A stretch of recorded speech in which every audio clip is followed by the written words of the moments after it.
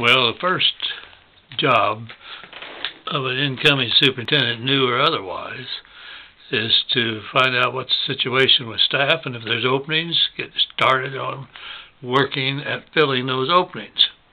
Departing superintendents almost always show the courtesy of leaving the selection of incoming staff to the new superintendent, knowing that they would appreciate that same courtesy at a school that they would be moving to. Well, there's 2 or 3 jobs open, and one of them was the boys' coach. And boy, the way small towns follow their athletics, I knew got to get a new coach that's a good coach, because if you don't, I don't care what you do, you're not going to be considered much of a success.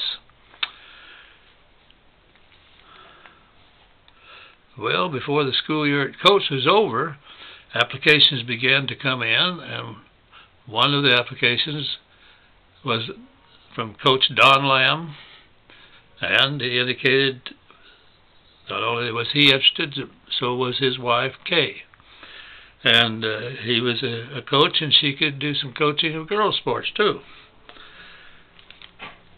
Well, good-looking papers.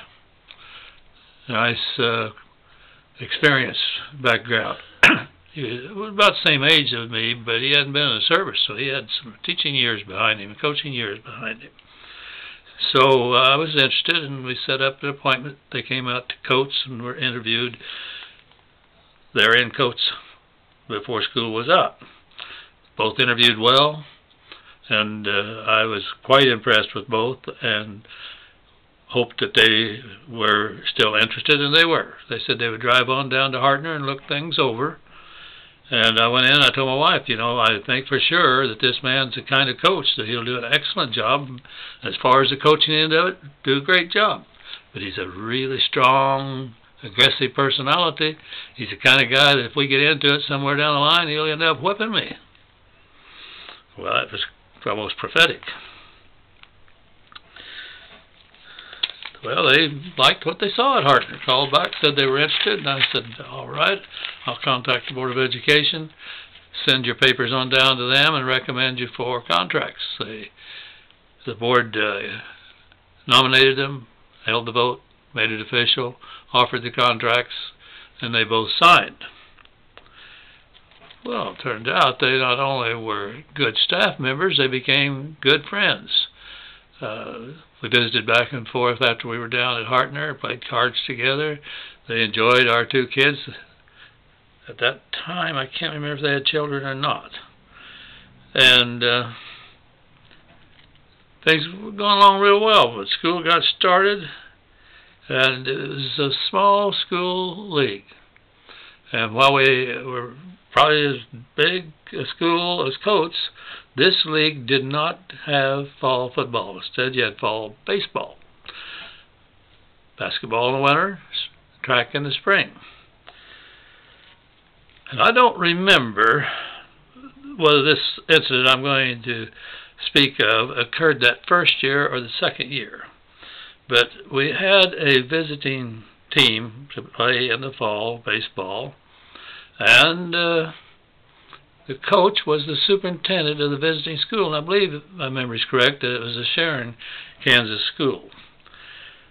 Well, the game was hotly contested, and a little bit of rivalry obviously existed between these 2 schools before Coach Lamb or either one had anything to do with them. And the first thing you know, we get the impression that maybe the visiting coach is instructing his players to do some rough things. And sure enough, the runner going to second base went in high with the spikes and just really clawed our second baseman. Well, you know, I'm not involved in the game except as a spectator out behind the backstop. But Coach Lamb came off of that bench and was almost running out there, and just the way he looked and all, I knew, whoa, whoa, whoa, we're maybe going to do something maybe we shouldn't do. So I came around the backstop and I headed out there. The other coach, superintendent from Sheridan, he headed out there. In the meantime, the officials, I can't remember if we had 2 officials or 1. The official is getting a look at the kid to see how bad the injury is. Yeah, I drew a little blood, but he didn't want to come out of the ball game. And a little first aid was applied, and everybody was ordered off the field, wisely ordered off the field, by the